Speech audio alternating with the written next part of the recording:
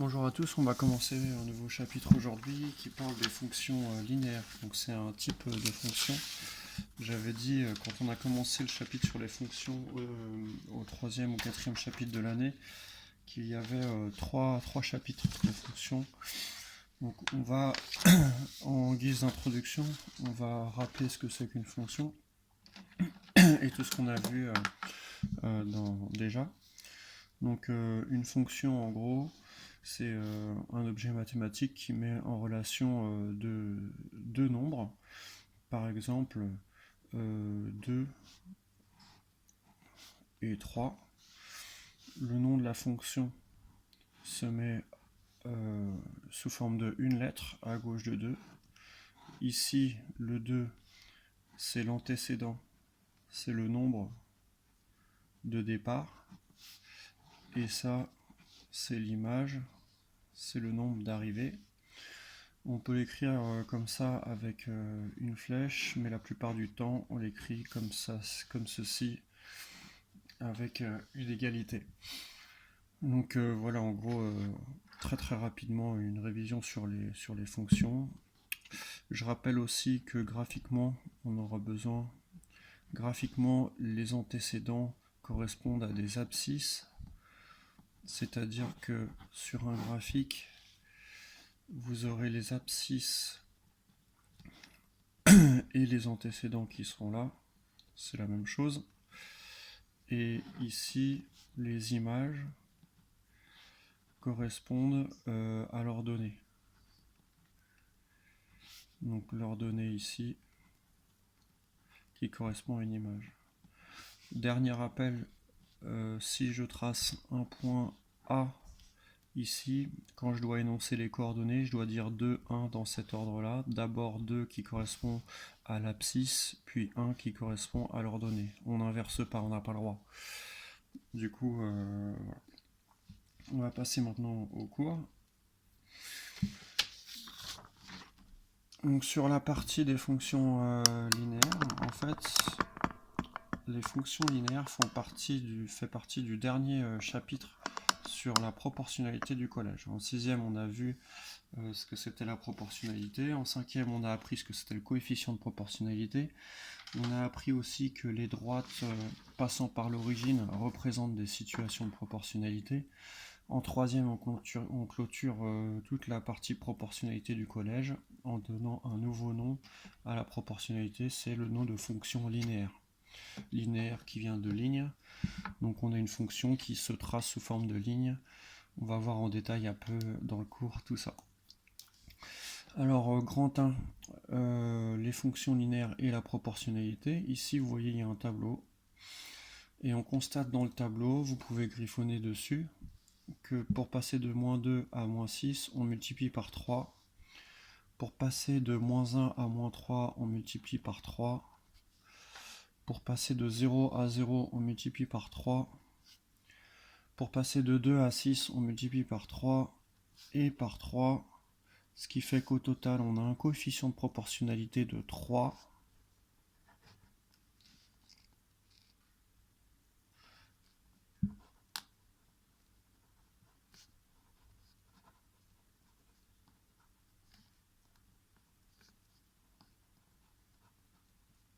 Vous complétez aussi sur votre partie cours.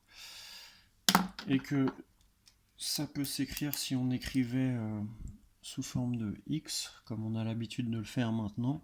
Ça peut s'écrire x, et en bas on a l'image qui est 3x. Donc on rappelle que la première ligne du tableau c'est l'antécédent et la deuxième ligne c'est l'image. Du coup, quand on veut compléter la deuxième ligne, c'est une situation de proportionnalité parce que justement on a un coefficient de proportionnalité de 3 et du coup on peut écrire et compléter y égale 3x. Moi je complète en rouge, vous pouvez compléter en bleu, ça n'a pas d'importance. Après ça, si on le note sous forme de fonction d'égalité transformée sous forme de fonction, si on appelle la fonction représentative du tableau la fonction f, représentée dans le tableau la fonction f, du coup on écrira f de x, qui se lie l'image d'un nombre de départ x par la fonction f, va être 3x. Ou on a vu aussi qu'on peut noter avec une flèche f de x est égal, flèche 3x. C'est pareil. Un petit rappel de vocabulaire, ici, f parenthèse 4 égale 12, ça se dit, l'image de 4 c'est 12, ou 4 est le nombre qui a pour image 12, ou l'antécédent de 12 est 4, ou 4 est le nombre dont l'image est 12. Tout ça on l'avait déjà vu dans la partie sur les fonctions, mais ça fait toujours du bien de rappeler. Alors on va passer à la définition d'une fonction linéaire. Donc une fonction linéaire f, j'en suis là, c'est une relation qui a un nombre x associe le nombre f de x est égal à ax, ou ça peut se noter aussi f de x flèche ax, où x s'appelle l'antécédent et ax s'appelle l'image de x par f. On encadre la définition en rouge.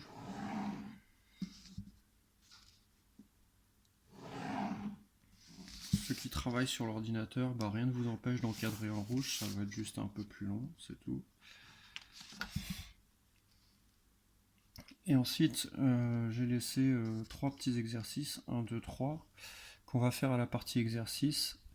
Donc c'est des exercices d'application directe du cours. Pour l'exercice 1,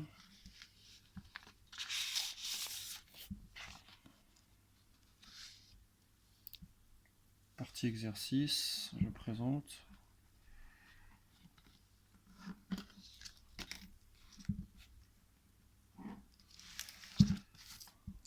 On vous donne une fonction f de x égale à 4x. On a affaire à une fonction linéaire, car en fait votre antécédent x a été multiplié par 4. Donc ça c'est une fonction linéaire. Ça se présente comme ça. Ça pourrait être 4, 5, 6, 8, 10, peu importe, même des nombres négatifs. Ça peut être n'importe quel nombre. Par contre, vous n'avez pas le droit de mettre de plus ou de moins à droite. Ça ne sera plus une fonction linéaire si vous rajoutez un plus ou un moins. Alors, question 1a, déterminer f de 3, c'est-à-dire déterminer l'image du nombre 3 par la fonction f. Quand vous avez ça, il suffit de remplacer x par le nombre entre parenthèses, 3, et calculer. On rappelle que quand il n'y a rien entre un nombre et une lettre, c'est un fois, vous êtes obligé de multiplier. Et vous trouvez 12. Question 1b. Détermine l'image de moins 2 par la fonction f. Donc vous pouvez l'écrire en français, ou vous pouvez rester en langage mathématique, ce qui va plus vite.